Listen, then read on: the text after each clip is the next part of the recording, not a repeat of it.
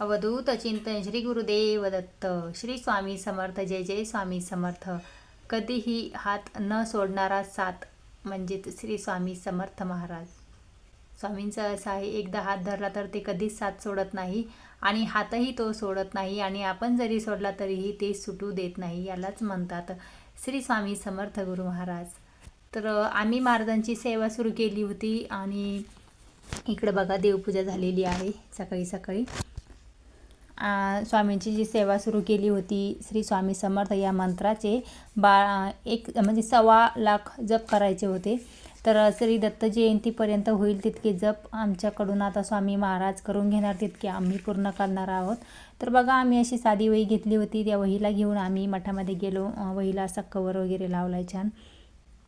वही घेऊन आम्ही मठामध्ये गेलो आणि तिथे आम्ही स्वामींच्या दरबारामध्ये वही ठेवली. समोर स्वामींचा फोटो आहे, तो लावला इथे.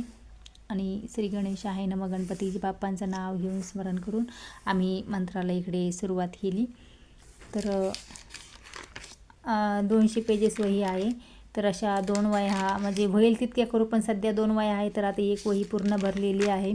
आणि महाराज जी सेवा आपल्याकडून पूर्ण करून घेतात तीच सेवा एक सेवेकरी करत असतो. आणि स्वामींनी ही सेवा जी आहे छान प्रकारे करून घेतलेली आहे. आणि दत्त जयंतीपर्यंत महाराजांनी ही सेवा होईल तितकी करून घ्यावी हीच महाराजांच्या चरणी मी प्रार्थना करते. तर आणि हे जे आपल्याला मंत्र आहेत ना, तर ते आपल्याला लाल गुलाबी पेनाने लिहायचे आहे. कारण काळा पेन इथे वापरायचं नाही. निळा पेनाने लिहिले, निळ्या शाई पेनाने तरी चालणार आहे. तर मठामध्ये गेलो आणि तिथे सांगितलं त्याप्रमाणे साधी वही घेतली आणि त्या वहीमध्ये आम्ही जे आहे तर मंत्र लिहायला सुरुवात केली होती. तर तुम्हाला ही सेवा करायची असेल तर नक्की करा.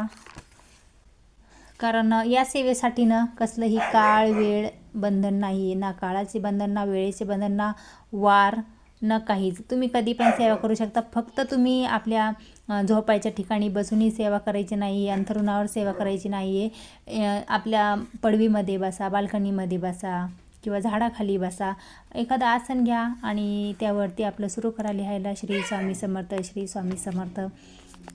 तर खूप छान सेवा आहे.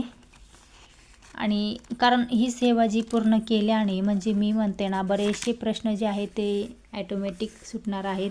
म्हणजे आपल्याला स्वामींना सांगायची गरज पण पडणार नाही की स्वामी असा प्रश्न आहे माझ्या आयुष्यामध्ये, असं काही अशी प्रॉब्लेम आहे, काही अडचणी आहे, सांगायची पण गरज नाही. कारण जेव्हा आपण लिहितो श्री स्वामी समर्थ, श्री स्वामी समर्थ, श्री स्वामी समर्थ, तेव्हा आपल्या मुखामधून आपलं जे काही आपल्या अडचणी आहेत त्या सर्वांचा नाश होऊन जातो आणि ते स्वामी स्वतः करून देतात.